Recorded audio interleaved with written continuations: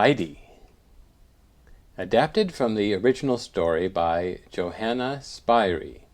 Pictures by Corinne Malvern. On top of a mountain in the Swiss Alps, Heidi lived with her grandfather. Their home was a hut overlooking the valley, and behind it stood 3 old fir trees. Heidi loved to hear the wind rushing and roaring in their long, thick branches. Heidi had a happy life. Every day in the summer she went up the mountain with Peter, the young goatherd. She knew the names of all the flowers, and she was friends with all the goats in Peter's herd. In the winter-time, Heidi stayed inside at home with grandfather and watched him carve round wooden spoons or hammer together chairs or tables. Sometimes Peter struggled up the snowy mountain path to call for Heidi and took her down to visit his mother and his blind grandmother.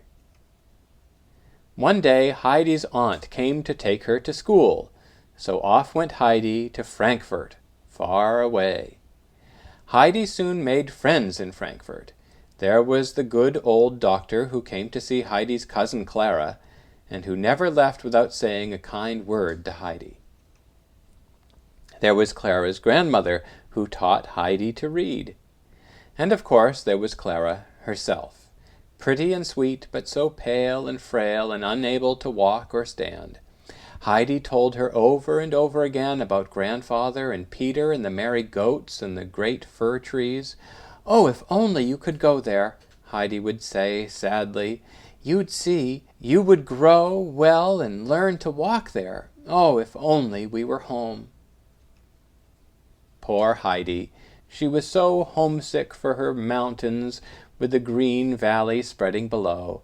Here in Frankfurt, even from the golden steeple of the church which she visited one day, as far as her eyes reached, she could see only the gray stone houses of the city. Many weeks went by, and every day Heidi grew paler and more homesick. The kind old doctor who came to see Clara spoke gravely to Mr. Sesemann, Clara's father.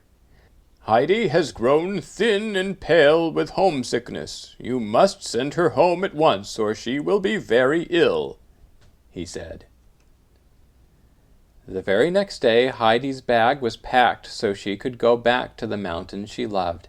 Heidi and Clara cried when they had to leave each other. "But just wait," Heidi said.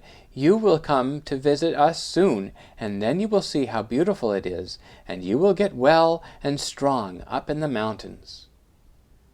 And then it was not long before Heidi was running up the path she knew so well, up to grandfather's house. Before grandfather had seen her coming, she had thrown her arms around his neck. "Grandfather," she cried, "Grandfather, I am home, and I will never leave again." Heidi had to run out to see the goats, to hear the wind in the fir trees. She had to hurry down the mountain path to Peter's grandmother, who wept with joy to find that Heidi could read to her now.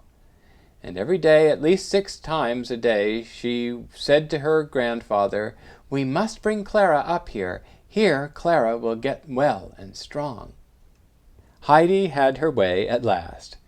And one day a little procession wound up the mountain. Clara, well wrapped in shawls and blankets, was being carried up in a chair. Her father, carrying more warm shawls, followed behind. "I am going to stay with you," Clara told Heidi, her soft blue eyes shining. "I am going to stay with you and grandfather and Peter and the goats for 4 whole weeks. Then father will come back for me." Heidi could do nothing but hop for joy. Every day after that, grandfather carried Clara up where Peter kept his goats. He put her down on the warm, sweet grass, and then Heidi would pick flowers for her friend, or sit beside her to tell her the names of all the different goats. Every day Clara drank great bowlfuls of sweet goat milk. "This is so good," she sighed, "and I am so hungry. At home I never like to eat." "It's the healthy mountain air," smiled grandfather. By the time Mr. Sesemann came up to call for his little girl, instead of a pale invalid, he found a tall, smiling, rosy-cheeked Clara, who came walking toward him on Heidi's arm. Mr. Sesemann ran up and clasped her in his arms. "How is this possible?" he cried. "How is this possible?" And Heidi kept dancing around them both, singing happily, "I knew the mountains would make you well. I knew the mountains would make you well." The end.